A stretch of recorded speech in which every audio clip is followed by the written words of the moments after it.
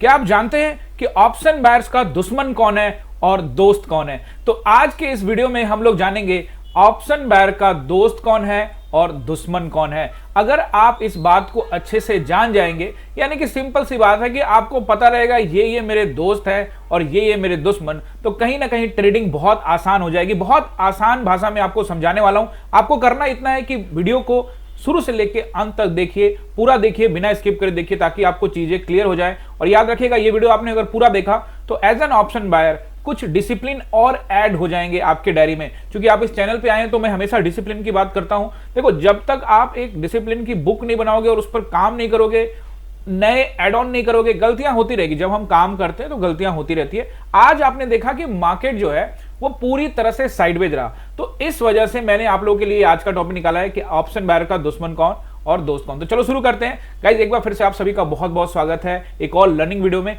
Guys, video शुरू करने से पहले आप सभी से रिक्वेस्ट की, अगर चैनल पे नए हैं तो कर लीजिए सब्सक्राइब, क्योंकि आपके काम का चैनल होने वाला है। यहां मैं आपको हर चीज बारीकी से सिखाता हूं, यानी कि support and resistance, market sentiment से कैसे पैसा बनाए। देखो, मार्केट में सेंटीमेंट बड़ा इंपॉर्टेंट होता है। इस चैनल पे आए हो तो करो सबसे पहले सब्सक्राइब, पहली बार आए हो तो बेल आइकन में यहां पे प्रेस कर दो, ताकि कोई भी इंपॉर्टेंट वीडियो मिस ना हो। और जो लोग पुराने हैं उनसे भी रिक्वेस्ट है कि कमेंट करके जाना, बिना कमेंट के मत जाना। और जो भी आप कमेंट करते हो उस कमेंट को मैं पढ़ता भी हूं। आने वाले सभी वीडियो में आपका जवाब भी दूंगा। आपके सारे कमेंट में देख लेता हूं।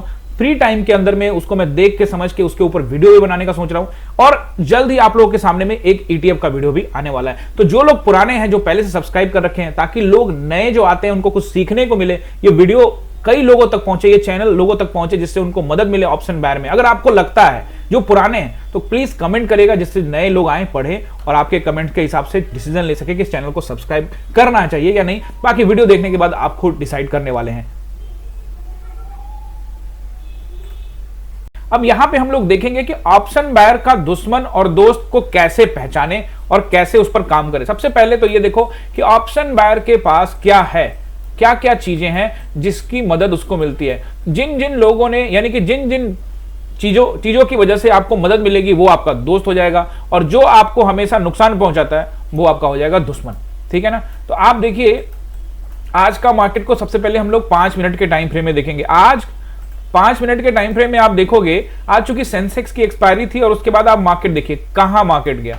ये शुरुआत में थोड़ा सा आपको दिखेगा, ये थोड़ा सा मोमेंटम था, लेकिन उसके बाद से ये जो हालात यहां से बने हैं, जो ये बिल्कुल बद से बदतर थे। यानी कि लगभग 11 बजे से लेकर 3:30 बजे तक का हाल ये था कि नो ट्रेडिंग जोन था। और टेलीग्राम में यहां पे मैंने एक पोल भी लिया था आप सभी के लिए, तो पोल में भी आप लोगों ने यही बताया, लगभग 50% से ज्यादा लोगों ने यहाँ पे पोल में भाग लिया। और जिन लोगों ने भाग लिया उसमें से आप देखोगे कहा कि अभी कोई पोजीशन नहीं है, यानी कि इस पोल में 50% से ज्यादा लोग ये बता रहे थे कि अभी कोई पोजीशन नहीं लिया है। और यही तो अच्छी बात है ना सीखने के लिए, कि भाई कोई पोजीशन नहीं लिया इस मार्केट में, क्योंकि ये मार्केट पोजीशन लेने वाला ही नहीं है। यानी कि अगर आप डिसिप्लिन की बात कर रहे हो तो साइडवेज मार्केट में ट्रेड नहीं लेना भी, यानी कि ट्रेडिंग नहीं करना भी आपका डिसिप्लिन का एक पार्ट है, जिससे आपको नुकसान से बचेगा। यानी नुकसान होने से आप बच जाओगे, आपका पैसा यहां पे नहीं जाएगा, क्योंकि मार्केट में प्रीमियम ही नहीं मिल रहा है। क्या मिल रहा है प्रीमियम? यहां से यहां जा रहा है 5 रुपया दे रहा है, यहां से यहां आ रहा है 5 रुपया दे रहा है, उल्टे बीच में बिठा के उल्टे 5-10 रुपया उल्टा सीधा खाई जा रहा है। यानी अगर आप कॉल में ले रहे हो तो ऊपर जाने वक्त आपको पूरा पैसा नहीं मिल रहा, लेकिन जैसे एक रेड कैंडल बनता है आपका पूरा डिके हो जाता है। उसी तरह से अगर आप पुट ले रहे हो तो जब रेड कैंडल बनेगा तो कुछ दे नहीं रहा, और ग्रीन बन रहा है तो पूरा ही डिके कर दे रहा है। तो ऐसे मार्केट में जाने का कोई फायदा नहीं है। तो चलिए अब अपने टॉपिक पे आ जाते हैं कि दुश्मन कौन और दोस्त कौन। देखो, सबसे पहले आप यहाँ पे दुश्मन को जान लो। दुश्मन ये है कि पहला, कि जब भी मार्केट में साइडवेज हो जाए, साइडवेज मार्केट आपका दुश्मन है। साइडवेज मार्केट आपको दिख रहा है ना, उधर जाने का नहीं। ठीक है ना? साइडवेज मार्केट में नहीं जाना। साइडवेज मार्केट क्या है? आपका दुश्मन है। आप कभी भी यहां पे जाओगे तो आपको सिर्फ नुकसान ही होगा। ठीक है ना? आपका दुश्मन कौन? आपका दुश्मन है साइडवेज मार्केट, आपका दुश्मन है थीटा। थीटा समझते हो ना आप लोग? देखो, थीटा का क्या काम है? मार्केट को साइडवेज करो, यानी सेलर्स के पक्ष में। थीटा का मतलब टाइम है ना, टाइम मतलब होता है इसका, यानी कि टाइम वेस्ट करते रहो। यहां पे फंसा लिया साइडवेज मार्केट में, टाइम वेस्ट होता रहा और आपका प्रीमियम खत्म। ठीक है? और ऐसे स्थिति में आपका पैसा सिर्फ बर्बाद होगा। तो कभी भी साइडवेज मार्केट में नहीं जाना, क्योंकि साइडवेज मार्केट आपका दुश्मन है। आपका दोस्त कौन है? आपका दोस्त है वोलेटाइल मार्केट, ठीक है ना, रैली वाला मार्केट। जब मार्केट में तेज रैली होती है ऊपर या नीचे की तरफ, मार्केट ऊपर की तरफ तेजी से जाता है या मार्केट तेजी से नीचे आता है, वहां क्या मोमेंटम, यानी आपका दोस्त कौन है, मोमेंटम। जब मार्केट में मोमेंटम हो तब आपको ट्रेड करना चाहिए। एक और अच्छा दोस्त बताता हूं आपको जो अपने डायरी में लिख सकते हो, वो है आपका एसएल। आप कहोगे यार एसएल तो मेरा कट गया, मेरे को तो लॉस हो गया, ये मेरा दोस्त कैसे हुआ? ये आपका सबसे बेस्ट दोस्त है, यानी कि आपका ऐसा फ्रेंड जो आपको हमेशा साथ देगा और आपको बचाएगा बड़े लॉस होने से। देखो एसएल क्या है ना, अब मार्केट में आप किसी दिन मोमेंटम वाला मार्केट का चार्ट देखते, कल भी देखो, कल भी तो अच्छा ही मोमेंटम था ना, नीचे की तरफ चले थे। लेकिन मान लेते हैं कि हम तो यहाँ पे तो अच्छा ट्रेड बना था, हमने पुट साइड का ट्रेड बनाया था, लेकिन मान लो कि हमने गलती से यहाँ पे कहीं पे क्या किया, कॉल साइड में चले गए, 2 ग्रीन कैंडल देखा और कॉल के अंदर में हम चले गए, ठीक है ना, यहाँ पे कॉल की एंट्री बना ली और उसके बाद मार्केट नीचे आने लगा। तो अगर हम पिछले लो पर एसएल लगा देंगे तो हमारा एसएल कट जाएगा। मार्केट फिर ऊपर गया लेकिन ऊपर नहीं गया और यहां से देखो और नीचे आया, तो अगर हम यहीं पे एसएल लगा देंगे तो हमारा उतना ही पैसा कटेगा। अब आप कह रहे हो कि एसएल से तो मेरा तो नुकसान हो रहा है। भाई साहब यहां पे आपने बाई किया जिसका वैल्यू था मान लेते हैं 100 रुपए, यहां पे आपने एसएल लगाया जिसका वैल्यू था 70 रुपए, और यहां पे अगर आप निकलते तो इसका वैल्यू होता 30 रुपए। तो आप बताओ 70 रुपए लेकर निकलना सही था या 30 रुपए निकलना सही था? यहां इस जगह पे आपने 70 का एसएल लगाया तो 30 रुपया माइनस हुआ, और यहां पे अगर आप रहते या फिर आपने एसएल नहीं लगाते तो ये तो इसका वैल्यू 30 रुपए बन जाता, यहां तो 70 का नुकसान होता। तो ये तो आपका बहुत पैसा बचा दिया ना इसने। यहां 70 का नुकसान होता, सिर्फ आपके 30 हाथ में रहता है, यहां तो सिर्फ 30 का नुकसान हुआ, 70 आपके हाथ में। यानी आप दोबारा ट्रेड कर सकते हो और आपका कैपिटल सेफ रहेगा। इसीलिए एसएल को क्या करना है, अपना दोस्त बनाना है। मुझे पता है कि एसएल लेना आसान नहीं होता, खास करके तब जब लोग लगाते नहीं है सिस्टम में, क्योंकि फिर आदमी चला जाता है होप पे, और होप पे जाने के बाद मार्केट आपके इमोशंस के साथ खिलवाड़ करती है और फिर फाइनली होता लॉस ही है। ऐसा नहीं है कि आप इसको यहां नहीं काटोगे, भाई यहां मत काटो तो यहां काटोगे, यहां ना काटो तो यहां काटोगे, कहीं ना कहीं तो ये आपसे कटवाएगा ही। इसका मतलब साफ है कि पहले ही काट दो। मान लेते हैं कि हो गई गलती, हम दूसरा ट्रेड ले लेंगे। हमेशा इस बात को, एक बात करो, एक काम करो, डायरी में नोट करो, इस बात को नोट कर लो कि यार कोई बात नहीं, मैं अभी 30 दे रहा हूं, 70 यहां जाके देने वाला हूं, इससे अच्छा 30 देके निकल जाता हूं। गलती कर दी मैंने ये ट्रेड लेके, मान लो, एक्सेप्ट कर लो और फटाक से वहां से निकल जाओ, चलो कोई नहीं मैं दूसरा ट्रेड कर लूंगा। क्या होता है ना, माइंडसेट इस तरह से चलता है ना, वो ग्रीन रेड बनाता रहता है। क्या होता है कि देखो मैं बताता हूं, 30 रुपए का एसएल लगा हुआ है, मार्केट क्या किया, 30 रुपए के आसपास आ गया, फिर आपने क्या किया, एसएल नहीं लगाया, आपने मन में सोचा कि 30 पे आएगा मैं काट दूंगा, मतलब 30 रुपए का लॉस होगा तो मैं काट दूंगा। लेकिन मार्केट क्या हुआ, 25 के आसपास आया, आपने नहीं काटा, 30 आया नहीं काटा, फिर उसके बाद 35 आ गया, अब आप बैठे रह गए नहीं काटा, 35 के बाद में ये फिर 25 आया, फिर आपको लगा अरे यार अच्छा हुआ मैंने काटा नहीं, क्योंकि अगर मैं काट दिया तो ये तो फिर 25 आ गया। लेकिन फिर वो 25 आने के बाद फिर से वापस 30 आएगा, और इस बार 30 के बाद 35, 35 के बाद 40 चला जाएगा। ऐसा ही होता है ना, क्योंकि फिर आपको काटना ही पड़ेगा, वो काट देना चाहिए, जो आपका रूल है उसको फॉलो करो। ऐसा भी होता है कई बार कि आप एसएल काट देते हो, 30 रुपए का एसएल था, आपने काटा, काटने के बाद मार्केट थोड़ा सा नीचे आया और फिर नीचे आने के बाद मार्केट जो है वापस ऊपर चला गया। तो ठीक है ना, तो अगर ऊपर चला गया तो आपका माइंडसेट तो क्लियर है ना कि भाई मैं अपना एसएल ले रहा हूं, मैं दोबारा ट्रेड कर लूंगा। लेकिन अगर मैं नहीं काटता हूं तो फिर मुझे नुकसान बहुत ज्यादा होगा, और अगर मुझे नुकसान होगा तो मेरा कैपिटल खत्म होगा, और मेरा कैपिटल खत्म हो जाएगा तो मैं ट्रेड ही क्या करूंगा। तो आपका दोस्त हुआ ना एसएल, यानी आपका जो दोस्त है वो एसएल है, आपका दोस्त वोलेटाइल मार्केट यानी मोमेंटम वाला मार्केट आपका दोस्त है, साइडवेज मार्केट आपका दुश्मन है, आप कभी मत जाओ। एज एन ऑप्शन बायर, अगर आप ऑप्शन बायर हैं तो आपका जो दोस्त है वो एसएल और मोमेंटम मार्केट है, और साइडवेज मार्केट आपका सबसे बड़ा दुश्मन है, आप वहां कभी मत जाओ। अगर गलती से चले गए हो तो वहां से एग्जिट कर लो, कॉस्ट टू कॉस्ट पे कर लो, 5-10 रुपए का लॉस पे कर लो, कुछ भी कर लो, वहां से निकल जाओ, क्योंकि उसका कोई फायदा नहीं होना। हो सकता है कि 10 दिन में से 1-2 दिन आपको फायदा दे दे, लेकिन इसका कोई खास फायदा नहीं होता है। मैं आपको अपने एक्सपीरियंस के आधार पर बता रहा हूं, घूम फिर के उस दिन लॉस ही होता है, और बड़ा लॉस होता है। ऐसा नहीं है कि वो मेरे साथ नहीं होता, मेरे साथ भी होता है, लेकिन माइंडसेट का गेम है। अपने माइंडसेट पे जितना काबू पालोगे उतना अच्छा। भाई 10 दिख रहा है, काट के निकल जाओ, 10K का लॉस दिख रहा है, नहीं तो ये फिर 20K का भी हो जाएगा, फिर 30K का भी हो जाएगा, फिर अगले दिन बड़ा लॉस को रिकवर करने के चक्कर में फिर और गलतियां होंगी। गेम सिर्फ इतनी है, छोटे लॉस में अगर आप निकलते हो। अब बात ये आती, बहुत सारे लोग सवाल पूछते हैं कि सर लॉस कितना ले, है ना, लॉस कैसे ले। मैंने आपको पहले भी बताया था कि चार्ट के ऊपर में जो प्राइस एक्शन पे समझाया था, वीडियो देख लेना जाके, पीछे प्राइस एक्शन का लगा हुआ है, 1 सप्ताह 10 दिन पहले डाला था, कि अगर आप 2 तरीके से चीजों को ध्यान में रख सकते। सबसे पहले तो स्ट्राइक प्राइस पकड़ो निफ्टी का, आज के डेट में हिसाब से बता रहा हूं, यानी कि 1 जुलाई 2025 के हिसाब से, जिसका प्राइस 200 रुपए से लेकर 230-240 रुपए के भाव में चल रहा है, वही स्ट्राइक प्राइस आप पकड़ो।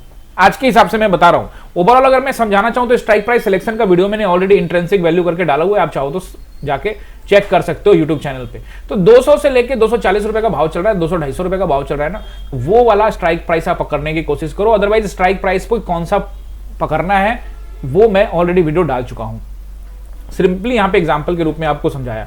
वैसी स्थिति में कि यहां पे अगर मान लो कि आपने 240 रुपए का स्टॉप लॉस लिया हुआ है, मतलब खरीदा है, तो अप्रोक्सीमेटली जो स्टॉप लॉस होना चाहिए वो 30 से 40 रुपए का होना चाहिए। उससे बड़ा स्टॉप लॉस नहीं लेना चाहिए। मैं कहता हूं 30 रुपया 35 रुपया बहुत है, उससे बड़ा स्टॉप लॉस नहीं। कभी कभी मार्केट को अगर आप समझने में कामयाब हो कि हाँ ठीक है गलत जगह ट्रेड हो गया है, तो भी आप किसी भी हद तक भाई 40 रुपए से ज्यादा मत लो, ठीक है ना। अगर आपको लगता है कि नहीं यार मैं मार्केट वहां से नीचे आ जाएगा, तो आप सिस्टम में लगा दो, ठीक है ना। ठीक है ना, आपको लग रहा है कि नहीं 40 से नहीं लग रहा 50 से आ जाएगा, तो आप 50 सिस्टम में लगा दो, कोई दिक्कत नहीं है भाई। 50 में भी निकल जाओगे ना, तो पर लॉट के हिसाब से आपका पैसा कितना कटेगा, 750 रुपए आपको पर लॉट पे 10 रुपए के हिसाब से मिलता है, तो यही कोई 4000 रुपया कट जाएगा, 3700 रुपया कटेगा आपका। तो मेरा कहने का मतलब ये है कि 4000 का नुकसान हो जाएगा आपको पर लॉट पे, ठीक है। अगर आप 10 लॉट से कर रहे हो तो आपको 40,000 का नुकसान होगा। तो लॉट के हिसाब से आपको सेटल करना होगा। मान लो कि आप 10 लॉट से ज्यादा जा रहे हो, तो आप अपना एसएल को भरा नहीं रख सकते। अगर मान लो कि मैं एसएल 10 लॉट से जा रहा हूं, यानी कि 750 क्वांटिटी, और मैं वहां पे एसएल 40 का देता हूं, तो फिर वहां पे मुझे बड़ा नुकसान हो सकता है। तो ये आपके माइंडसेट के ऊपर डिपेंड करता है और चार्ट पैटर्न के ऊपर डिपेंड करता है। बहुत लोग पूछते हैं कि एसएल पैसे में कैसे रखे, तो 20 रुपए से लेके 40 रुपए का एसएल होता है। डिपेंड करता है लॉट साइज क्या है, आपकी एंट्री कहां है। अगर आपकी एंट्री ही गलत है तो फिर वो 40 का लगाओ कि 50 का लगाओ, कोई मतलब नहीं है। अब जैसे मैं आपको पहले बोला, कल वाला वीडियो जाके देख लो, कल वो क्लियर बताया था कि अगर मार्केट इस तरह से ट्रेंड को नीचे ऊपर कर रहा है, नीचे का ट्रेंड बना रहा है, तो यहां पे मेरी एंट्री होती है इस जगह पे, तो एसएल मुझे यहां दिख रहा है, तो इस केस में मुझे 20-30 रुपए का नुकसान होगा। मतलब कोस हमेशा उस मौके की तलाश में रहो। अब आपको एक चीज और बताता हूं कि एसएल आपका दोस्त है ना, तो एग्जिट भी आपका दोस्त है, वही एग्जिट ही एसएल है। यानी अपने एग्जिट को ढूंढो। एंट्री करने से पहले ये ढूंढो कि मैं यहां एंट्री तो कर रहा हूं, एसएल कहां दूंगा। मैं हमेशा ट्रेड में यही ढूंढता हूं, ज्यादा दिमाग नहीं लगाता। यार ठीक है, यहां पे मैंने कहा ना डाउन ट्रेंड कल चल रहा था, तो जब ये उछल के ऊपर गया ना, तो मुझे लग गया यार ये इसका ट्रेंड है, इसके ऊपर गया तो ये 10 पॉइंट का एसएल लेने वाला हूं। और पैसे में कितना हो जाता, 7, 8, 9, 10, चलो स्पाइक मार के 15 रुपए निकाल लेता, उससे ज्यादा नहीं जाता ना। इसके ऊपर निकलते के साथ ही क्लोजिंग देता, मैं 10-15 रुपए का एसएल लेके निकल जाता। तो कहने का मतलब है एसएल आपका दोस्त है। जो आप एसएल नहीं देना चाह रहे हो ना, कि मैं जाऊंगा तो मेरा एसएल लेना पड़ जाएगा, अरे गलती कर रहे हो आप। एसएल हमेशा लेने के चक्कर में रहो, एक बार इसको इस्तेमाल तो करो। आपको एसएल लोगे ना तो आप परफेक्ट ट्रेडर बन जाओगे। एसएल जो लोग नहीं लेते हैं उन्हीं का कैपिटल खत्म होता है, वो जिंदगी भर सिर्फ रिकवरी करते रहते हैं, कभी रिकवर नहीं होता। यही सत्य है, इसको झुटलाना चाहो झुटला सकते हो। तो ये आपका दोस्त और दुश्मन मैंने आपको समझाया ऑप्शन बायर के हिसाब से। रहा बात आज के मार्केट का और कल क्या होगा उसके लिए, तो उसके लिए देख लेते हैं। आज के लिए तो आपको सेंसेक्स की एक्सपायरी थी, यही मैंने कहा था कि मार्केट में कुछ रेंज है, उस रेंज को नोट कर लो। बट मार्केट ने एक अपना रेंज बनाया। अब निफ्टी को देखोगे तो निफ्टी कहां से कहां चल रहा है, 520 नीचे है और 550 के आसपास ऊपर है। इस बीच में भी 1, 2, 3 बार गया, बाकी बीच में ये सिर्फ 5 से 10 पॉइंट के बीच में ही घूम रहा है। तो ऐसे मार्केट में जाने का कोई फायदा नहीं है। अगर आप सेंसेक्स में जाकर देखोगे तो सेम पैटर्न है। कल भी मैंने कहा था कि निफ्टी सेंसेक्स, और ये मैनेज किया गया। आप देखेंगे आईसीआईसीआई बैंक में, जैसा कि मैंने कल भी बताया था कि आईसीआईसीआई बैंक में बिकवाली हो रही है, एचडीएफसी बैंक में भी बिकवाली हुई थी, लेकिन उसको पकड़ के रखा, खरीदा भी नहीं बेचा भी नहीं। लेकिन मार्केट को कौन रन कर रहा था, रिलायंस। यानी कि रिलायंस में लोग पैसा लगा रहे थे, बड़े ट्रेडर रिलायंस में लगा के आपका पैसा थीटा डीके के माध्यम से खा रहे थे।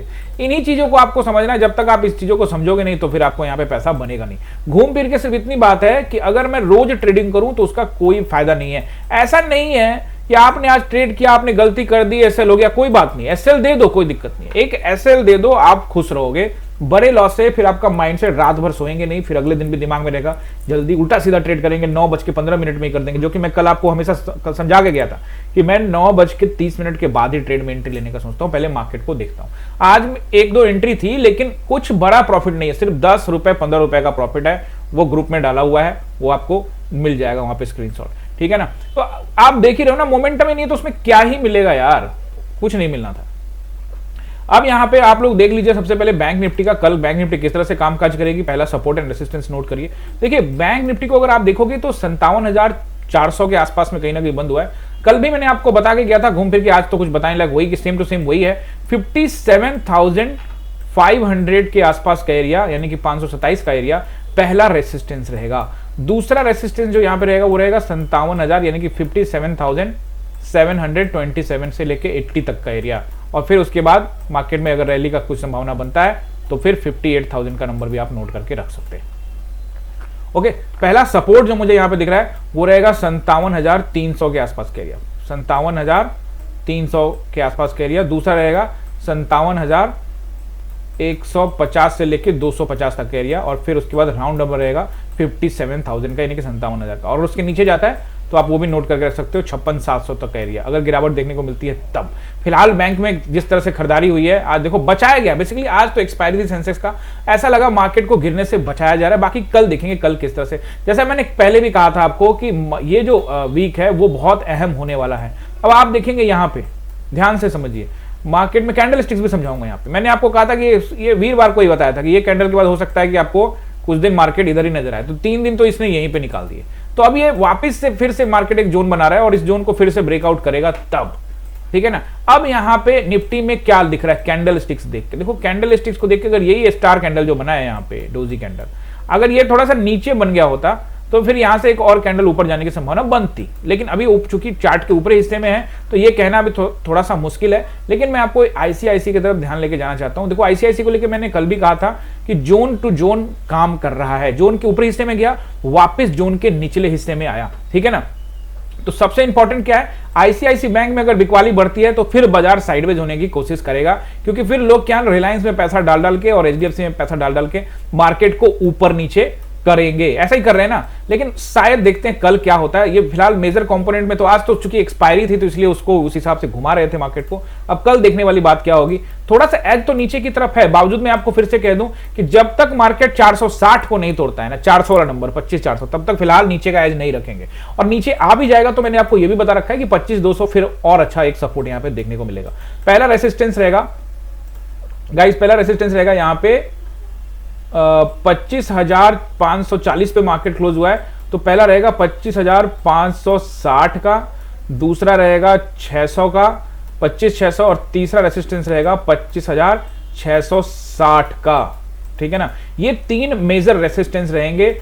सपोर्ट जो मुझे दिख रहा है पहला अच्छा सपोर्ट, सीधे मैं आपको इंट्राडे में बताऊं तो 25,480 के आसपास का है, अच्छा वाला 460 पे 25,460, 360 तेज गिरावट होगी तो 260।